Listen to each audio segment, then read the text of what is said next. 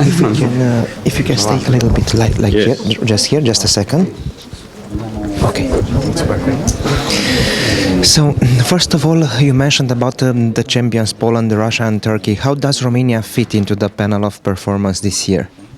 This year, 2013, In terms of perspectives? perspectives are positive in the sense that also last year and the year before, Romania grew in terms of GDP. Probably didn't grow enough in the sense that it grew 1.5%. The economy in Romania needs to grow at a much faster pace. Probably will not see the growth before crisis, but 2013 is going to be a year of growth also for Romania, and this is positive for us. 2012 was also an election year. Did you fear the political instability? I wouldn't talk about political instability. I think that in many Central Eastern European countries we had a growth that was less than what we had expected for two reasons. One, because of uncertainty. In some countries driven by the fact that there were elections. So especially in the corporate sector of the business, the companies were not really willing because of uncertainty to invest and to invest in mid to long-term plan because of this uncertainty. This coupled with the crisis of the European, of the euro, the Eurozone crisis, the peripheral countries, which brought even more uncertainty because we don't have to forget that the companies that are operating in Central Eastern Europe produce also for export, and Europe is still probably the largest partner for Central European countries. So I think we had several reasons for which we did not see this development that we had expected.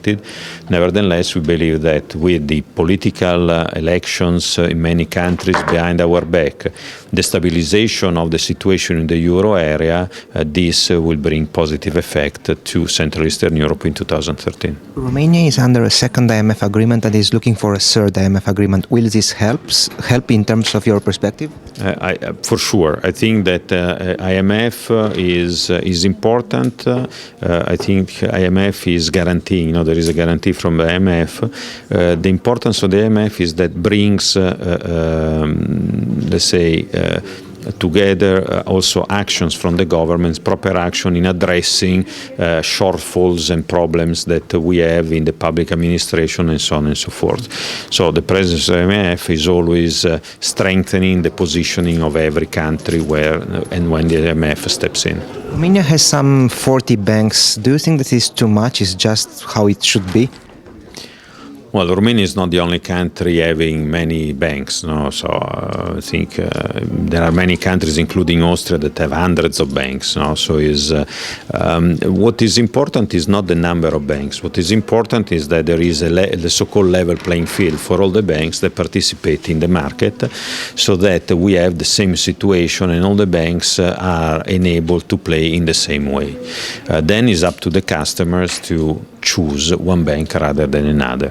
Many banks, yes, but then what we have been seeing in the last year or so, which was not present before, is a sort of flight to quality. So clearly customers are moving towards banks that belong to strong and big international groups because they feel more confident in dealing with them for both their deposit side but also for their loan side, because they are sure that the banks is not going to disappear, not to having problems. So there will be probably a natural selections coming also to Romania. You mentioned earlier that the future lending will be based on domestic savings in local currency. Do you see any cannibalization for this between the 40 banks in Romania that will rise the cost of deposits?